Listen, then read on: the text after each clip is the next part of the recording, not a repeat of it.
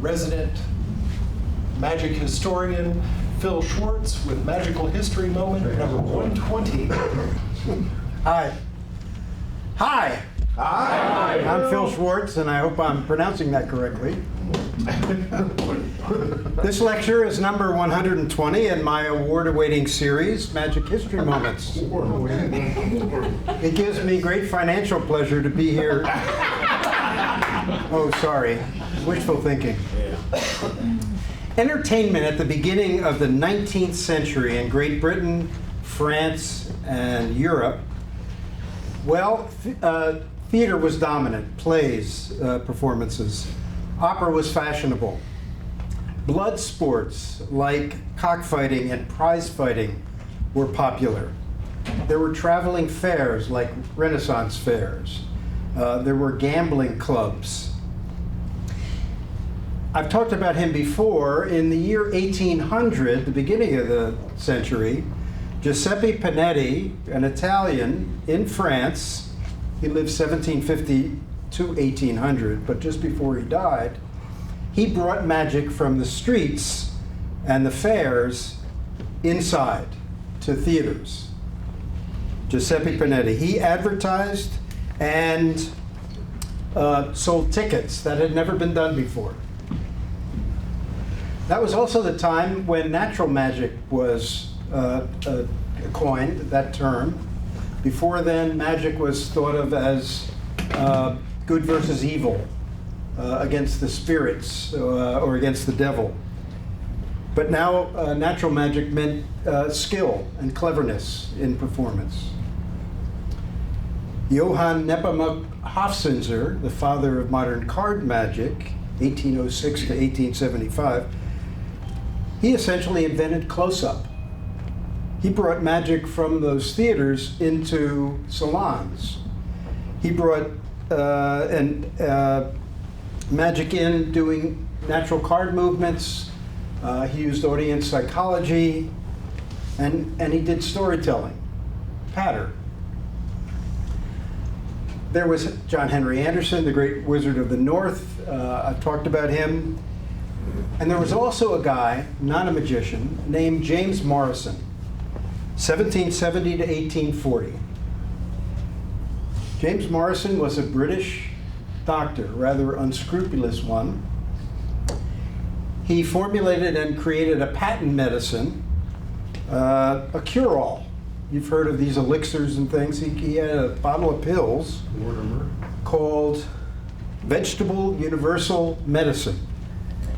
They were laxative pills with ingredients like rhubarb and myrrh, claiming to purify your blood. Morrison made a fortune as people got sick and some passed away, and retired in southern France. Success in terms of money. More about him later. The subject of tonight's talk is a guy that most of you have never heard of. His name was Jacques-André No Talon, better known on stage as Philippe. He was born in France. He lived 1802 to 1878. And you'll hear why I, in particular, wanted to talk about him. In doing research for tonight, something interesting happened. There were only two sources I could find with information about Philippe, only two. And they were Robert Houdin, the father of modern magic, who didn't have a nice thing to say about anybody who he was competing with. But he had wonderful things to say in praise of Philippe. You'll hear why. And the other one who wrote about Philippe was Harry Houdini in Conjurer's Magazine, which he used to own, and in MUM, because he used to be president of the Society of American Magicians. In fact, Houdini wrote in MUM, quote, "It is not known what circumstances first turned young Philippe's head toward conjuring, but we learn that as early as his 16th year, he had already become somewhat adept in the art, as is evidenced by the following anecdote. From alpaca wood, he constructed a walking stick with space inside where a considerable number of coins could be secreted and made to drop from the point one at a time by simply turning the knob on top. So not a quote from Houdini. Philippe went on to become a candy maker in France, a confectioner, but perhaps because of the competition there, he wasn't that successful, so he traveled to London and then to Glasgow and Aberdeen in Scotland. He joined a traveling troupe of dancers, and when attendance dropped, the management of the theater they were performing in cut their tour dates short, and then Philippe showed his cleverness as a businessman. He made a proposition to theater management that when they sold tickets to the show, they include a bag of candy, which of course Philippe would make, and they would receive a lottery ticket of sorts where during the show there would be a drawing and people could win money. Tickets were sold for sixpence. It also included a surprise performance at the end of the dancing and pantomime, which he did not disclose. This brought the audience in droves to the theater. In fact, to return to Houdini's write-up, quote, "The first night, attracted by the startling announcements, curious spectators filled the house, shouting with glee at the sight of the bonbons." You know what bonbons are? Candy. Fireworks? No. Camille, they're candies. Okay. There'll be a test later, so pay attention. Oh, Okay. I'm failing. And filled the house, shouting with glee at the sight of the bonbons and applauding the pantomime as well. The play was drawing to a close, and the audience, still in suspense, was awaiting the surprise feature of the evening when Philippe. Now, I'll show you the way that a recreation of a photo. Now, we're talking the early 19th century here. So this is a recreation, I'm not sure how it was done, of Philippe dressed for the stage, obviously in his later years.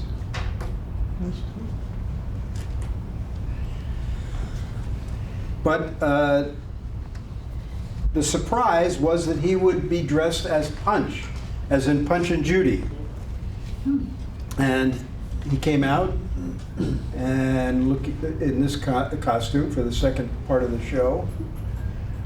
That was the surprise act. And he, to continue Houdini's writing, in the role of Punch, fancifully arrayed in a costume of spangles, and executed a puppet-like dance with marked grace. In the last round, pretending to fall, he called for some tablets to alleviate his pain. He said, "Bring me some Morrison pills." Eagerly, coming to his aid, one of the actors brought forth pills of such dimensions, maybe billiard ball size, that instead of sighs of sympathy, peals of laughter resounded through the hall. Unquote, Houdini. So here is one of those pill containers. Not the very one. This was turned by Floyd Thayer, apparently in celebration of Christmas. And what we can only surmise what was done, but the assistant brought the pill box, as they called it. Philippe took the very large pill and somehow pretended to consume it, probably palmed it off, and the audience reacted. And then perhaps produced another one and continued, kind of like what we would have seen as the egg and mouth routine. This may have been, one of the origins of it. There's also a possibility that it was a magic vase like this.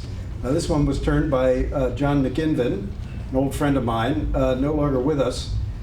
You can see by the shape of the vase that it's a little elongated, and that's because, and you can also see on the finial, perhaps, that there's a chicken head on top, and that's because there's not a billiard ball in the vase, there is An egg.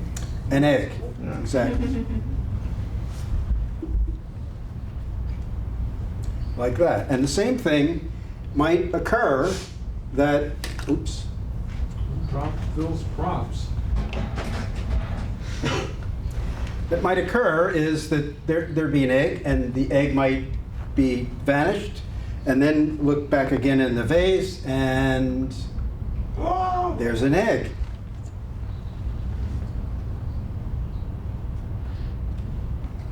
There's an egg.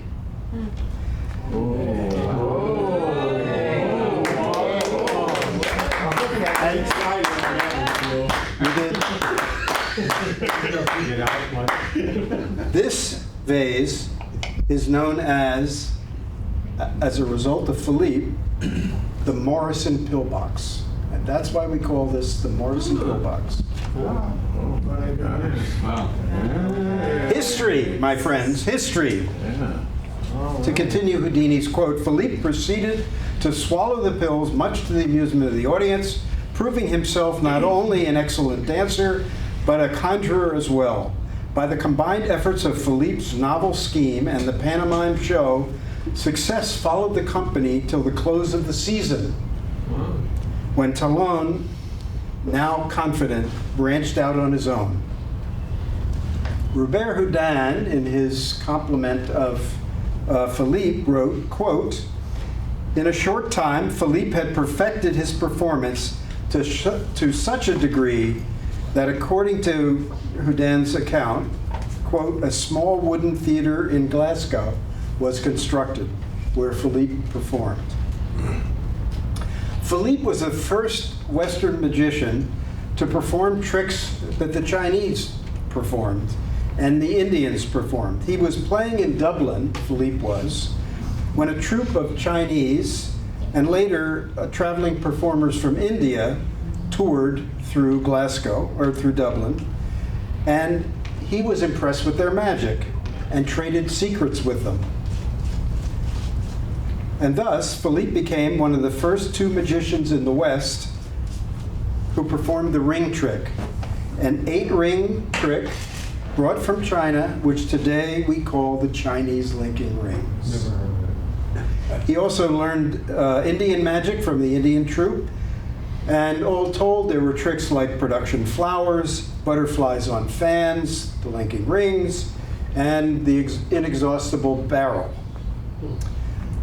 Philippe combined these in an act that he called A Night in the Palace of Peking. He and his company, the dancers, also featured other tricks, and sometimes they punctuated those tricks in those early days with pyrotechnics. Theirs they referred to as blue fire. I'd like to ask for somebody who's expert in the theater, not me, in our group to come up and tell us a little bit about blue fire and what that was. Dennis Phillips, our secretary.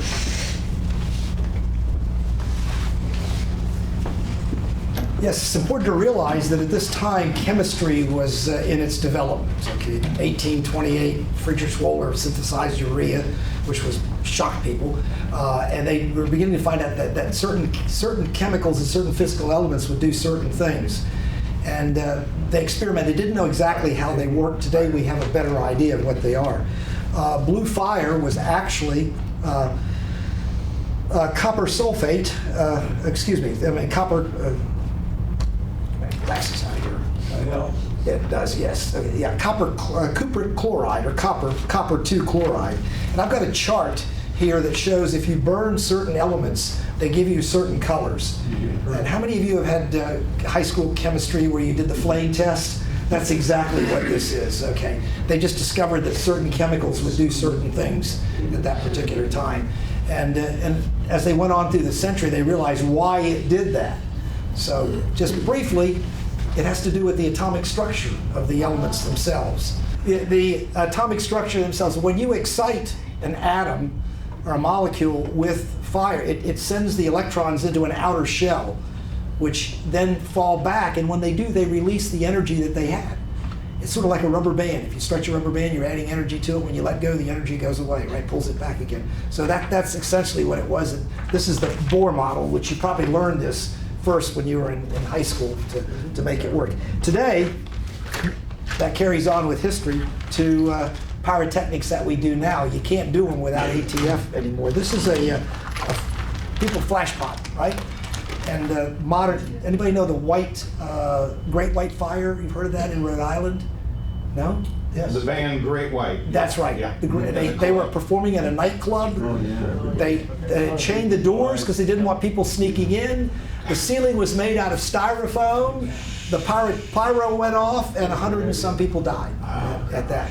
And that kind of put a squelch on pyro today. In fact, you can't do pyro anymore without an ATF license and also permits. This is an old one. I don't know if you can use it, but this is a smoke pack. The same thing. It lets off blue smoke. I found one that did, and you basically have to put a key in it to set it up to be able to work. So we've carried on with that thing. I just wanted you to know that was the beginning of it, when they were learning about chemistry and how it worked in combustion. So, thank you. And they used it to create the image of spirits or ghosts on stage, things like that. And this was at a time when all the theaters were made of wood. And part of the history, not just of magic, but of Shakespeare plays, is that the theaters burned down all the time. You'd think they would know better, but anyway, that's what they did. In addition to all the other credentials I've mentioned on Philippe, he was also the magician that first wore formal dress on stage. Remember, this is the early days of stage magic, and he dressed formally, as you see here in this recreation. In the book Sleight of Hand, published in 1900 by Edwin Sachs, he wrote that it was Robert Houdin that was the first magician to perform on stage dressed formally. But Houdin himself wrote that it was Philippe that was first, and that it indeed inspired him to do it. Now, there's very little, as you would expect, that survives from Philippe's time. Here is a photocopy of Broadside, used as advertising back then. This is long before color lithographs. And this one I'm going to say is about 1846, so it's a little bit later in his career. It's not in the best of shape, but fortunately it came to auction a short time ago, and I bought it. And then I had it restored. Would you like to see it? Yes. Okay, I will. Did it cost more to restore it than it did to buy it? It did not. It cost, what you're going to see is about $90 of restoration and linen backing, and there it is. Wow. I think you'll Awesome, Phil. agree that it was worthwhile. What year is that from? I'm going to say about 1846. Wow. And it's got his full show on it, and you can come up during the break and take a closer look.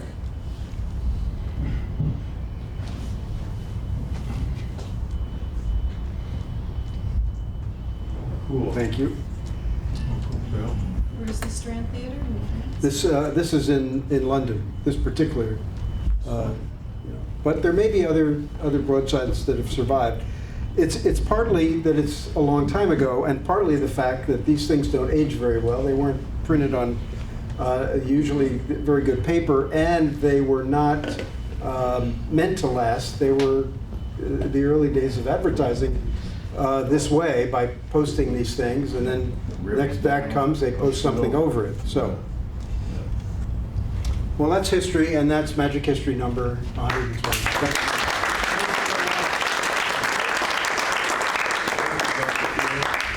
Very like. Now we need a lecture on that egg face. Yeah, show us. Yeah.